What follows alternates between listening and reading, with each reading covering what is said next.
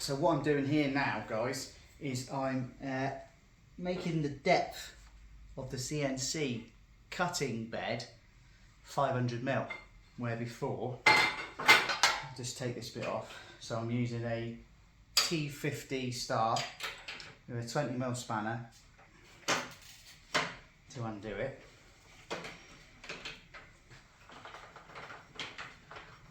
But being really careful to keep my screw in the location of the hole, because you don't want to lose that. You have to take the whole CNC machine apart to get to that one bolt.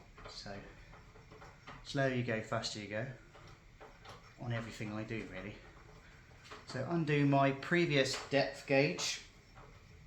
So my CNC originally only ever cut to the depth of 80mm, which, believe it or not, is that.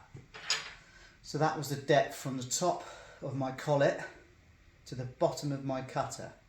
That's as far as I could go down on material from the bed up, if that makes sense. I'll demonstrate later on. So I've got my new one, which is 500mm. The difference now is I'll be able to put literally half a tree in here, and it will slowly, I just pack it up, lift it up, whatever, each time I do a pass, and I can reduce it to the size I want.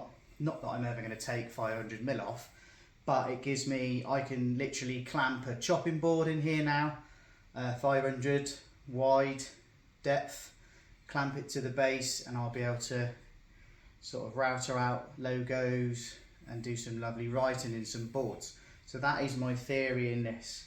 So previous video, you've seen me use the impact and the T50 bit, and I've now cross-threaded. I'm now going straight in, keeping my screw in the same place and replacing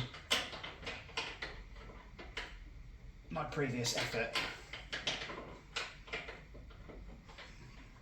And what's good by keeping the spanner, instead of you using your fingers, the spanner will do the work for you.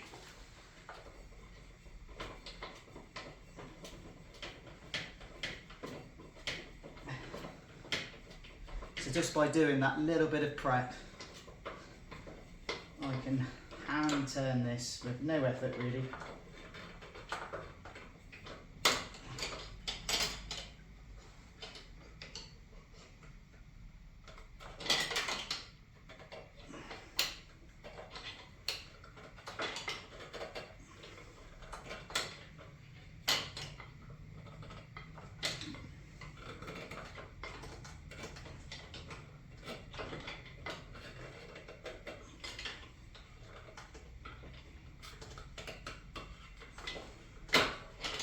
That was a bit tight.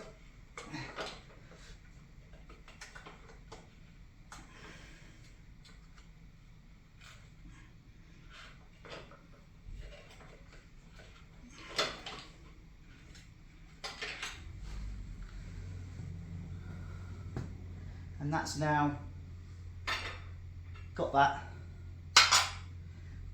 nice and tight. So I'm going to do that all the way around now, the CNC machine, and yeah, come back with the next video.